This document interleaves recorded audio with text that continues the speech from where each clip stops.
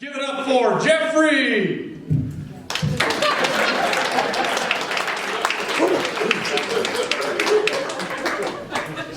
It's a fucking school. Fucking Tom. Jesus. Fucking wait for another comment to kill my old man. Alright. Oh my. Anyway, this is kind of a big night for me. Not because of the comedy class, but because I've finally learned to accept that my pronouns are they, them. Nope, thank you. Appreciate that. It took me a long time to accept my pronouns, mostly because of shame and embarrassment about my identity. And admittedly, I didn't want people to use those pronouns for me. But then I became fat enough to be two people, and those are just the pronouns people started using. I had to learn to accept it. Right? So, I'm a little bit off tonight, and I apologize if it affects my set. I've been having problems at work. I am an attorney by day, and I work in a suite of 12 offices. And for some reason, my office is the only one that smells like farts. And I don't know why. I'm the only one in there all day.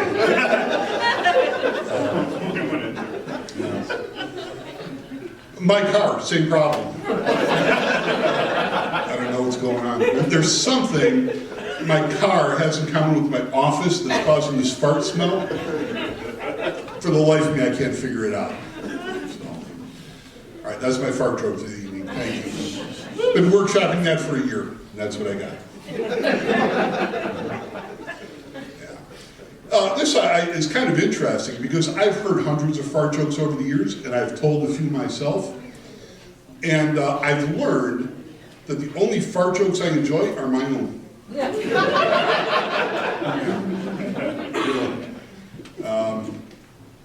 Anyway, I've been in a bit of a rut lately, I have to admit, and I went to a psychiatrist. I thought maybe I needed some medication.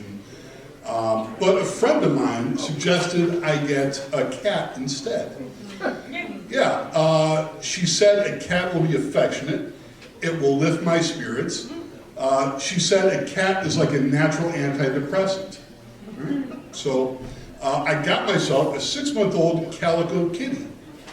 And it was adorable, but I couldn't swallow it whole, so I had to cut it into little pieces.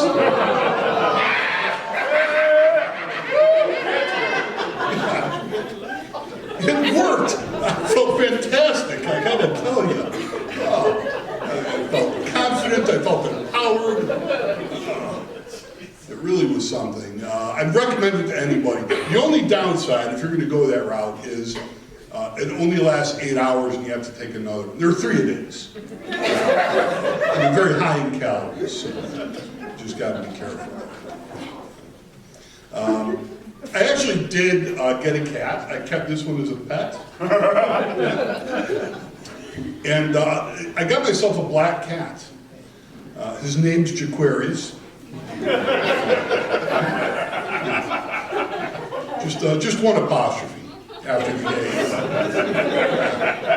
J-A-Q-R-R-I-E-S. Hyphen James. Jaquarius James is his full name.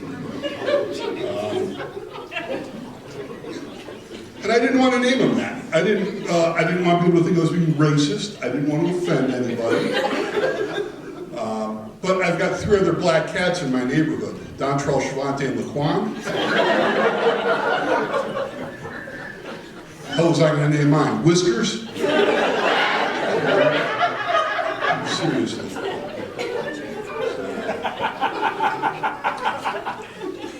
So I went with Jaquarius James. His street name is Young Nitty or Little Nit-Nit. Don't know what the hell that means yet. I should have Laquan, I guess. Now, what I'm about to tell you is a little controversial, and I'm not saying it to stir up any kind of trouble. But understanding that he's a black cat, I decided I'm raising him Jewish.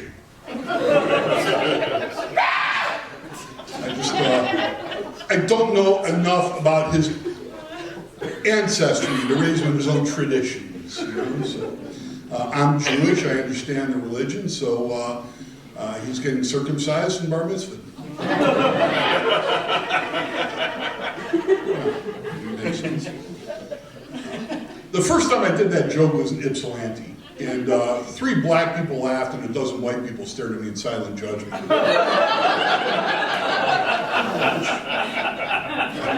Given the times we live in, I guess, it makes sense.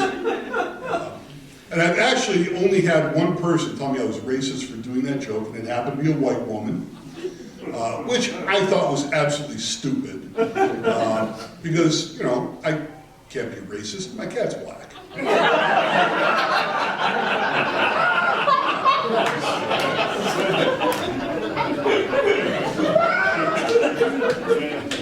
Cats let me get out of racism-free cards. So,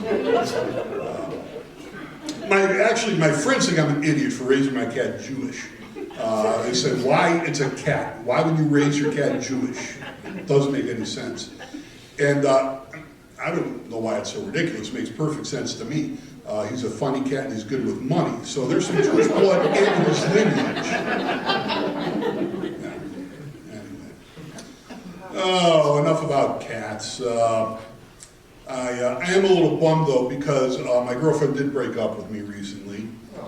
And it happens. It wasn't really unexpected. She told me she was unhappy with me because in the 6 months we were dating, I had never found her clitoris. And that is a common refrain among women, I guess.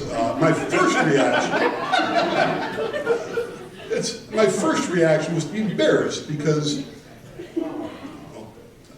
I didn't know it was missing.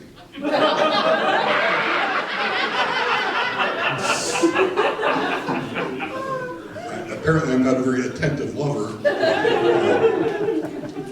My second reaction, though, was to be angry because I thought to myself, it's her clitoris. Why isn't she keeping track of it?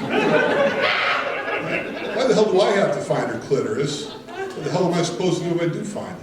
Hey, honey, it's over here in the couch cushions. It must have fallen off while you're watching movies. It doesn't surprise me she broke up with me. She told me that having sex with me is torture. Yeah. Well, what she actually said was, when I'm on top of her, I sweat so much she feels like she's been waterboarded. It's not very nice. I don't know how she meant it, but I didn't take it as a compliment. Anyway, I don't know why it's my problem anyway. If she's got an issue with it, she could have worn a snorkel. She could have gotten on top if she wanted to stay dry. Not my issue. Pardon me for a second. I'm ignoring the lights.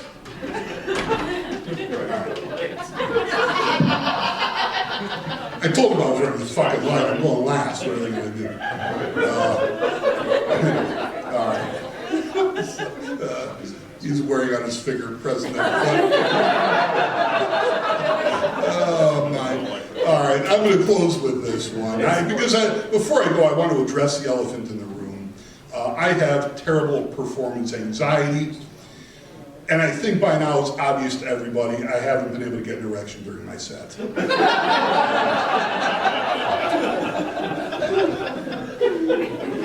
It's not you folks, it's me.